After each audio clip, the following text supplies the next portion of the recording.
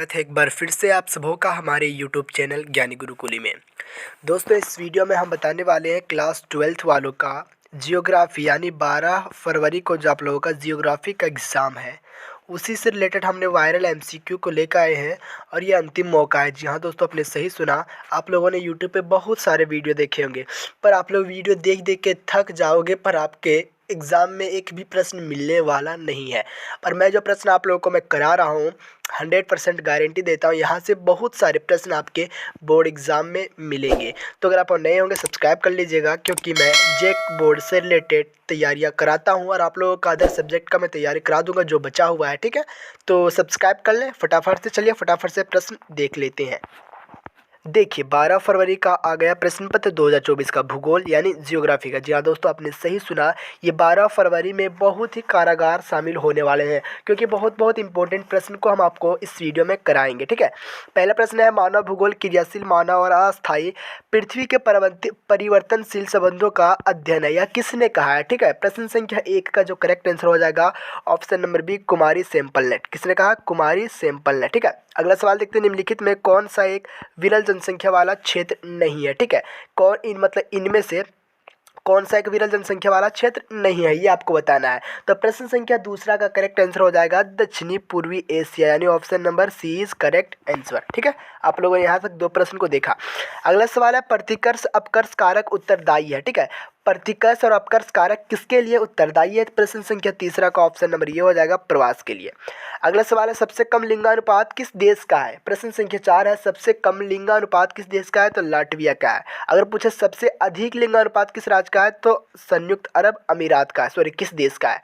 अगला सवाल देखते हैं, मानव विकास की अवधारणा निम्न में से किस विद्वान की देन है? ठीक है, तो मानव विकास की अवधारणा निम्न में से डॉक्टर महबूब उल हक की देन है। ठीक है, उल हक की देन है। ठीक है, महबूब उल हक, याद रखिएगा।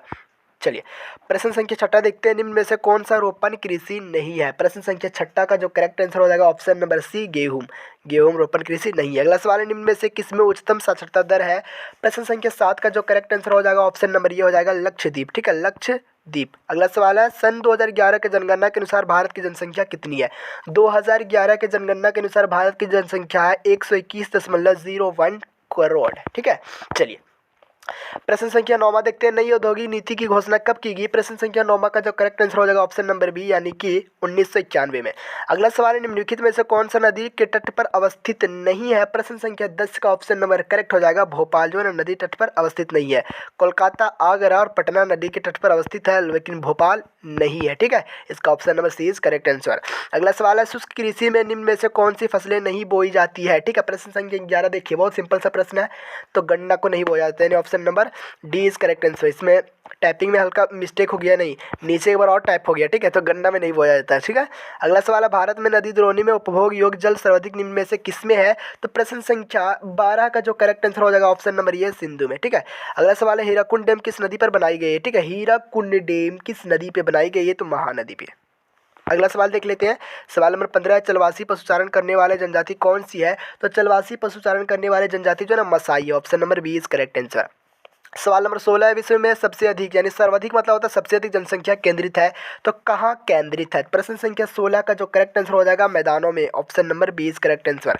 प्रश्न संख्या 17 देख लेते हैं, क्या निम्नलिखित में से संयुक्त अरब अमीरात के लिंगानुपात निम्न किए गए हैं? सॉरी, टाइपिंग में मिस्टेक हो गया, इसे आप छोड़ दें। ठीक है, इसे आप छोड़ दें, टाइपिंग में से मिस्टेक हो गया।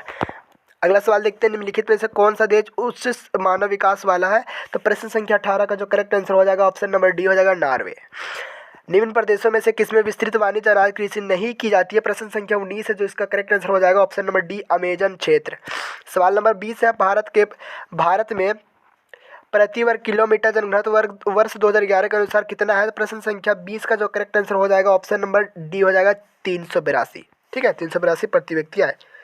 चलिए प्रश्न संख्या 21 देखते हैं, निम्न में से कौन सा कारक प्रवास का अपकर्ष या अनुकूल कारक है? प्रश्न संख्या 21 का जो करेक्ट आंसर हो जाएगा ऑप्शन नंबर सी हो जाएगा रोजगार के अवसर। ठीक है, चलिए सवाल नंबर 22 है, मानव विकास सूचकांक 2016 के संदर्भ में विश्व के देशों में भारत की कौन सा स्थान है? प्रश्न संख्या 22 का जो करेक्ट आंसर हो जाएगा ऑप्शन नंबर सी हो जाएगा 131वां स्थान है। ठीक है, मानव विकास सूचकांक 2016 के संदर्भ में। ठीक है, चलिए सवाल नंबर 24 देखते हैं, आर्द्र कृषि में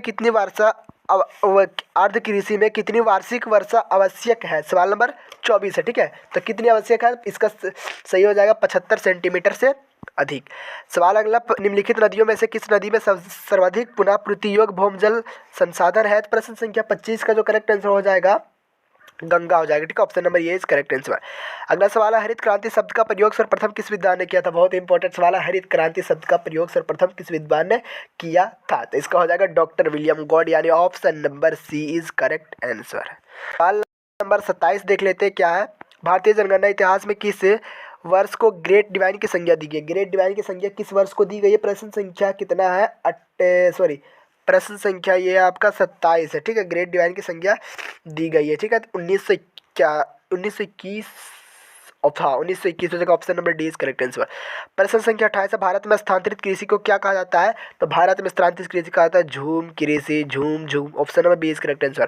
प्रश्न संख्या 29 है, दो देशों के मध्य व्यापार क्या कहलाता है?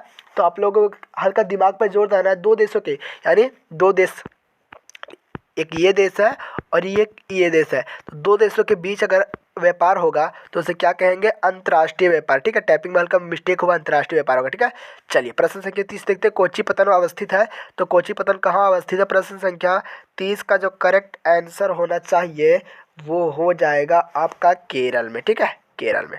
और ये अंतर्राष्ट्रीय व्यापार इसका था आंसर। ठीक है, इसका अंतर्राष्ट्रीय व्यापार होगा। प्रश्न संख्या 28 की इस तरह से अंतर्राष्ट्रीय व्यापार टाइपिंग यहाँ पे हो गया था। ठीक है, चलिए तो दोस्तों इस वीडियो में आपको टोटल 30 प्रश्न बताए जो आपके बोर्ड एग्जाम में बहुत हेल्पफुल शामिल हो सकते हैं, क्योंकि यहाँ से बहुत सारे प्रश्न आप लोगों को बोर्ड एग्जाम में देखने को मिलेंगे। तो नहीं होगा सब्सक्राइब कर लीजिएगा।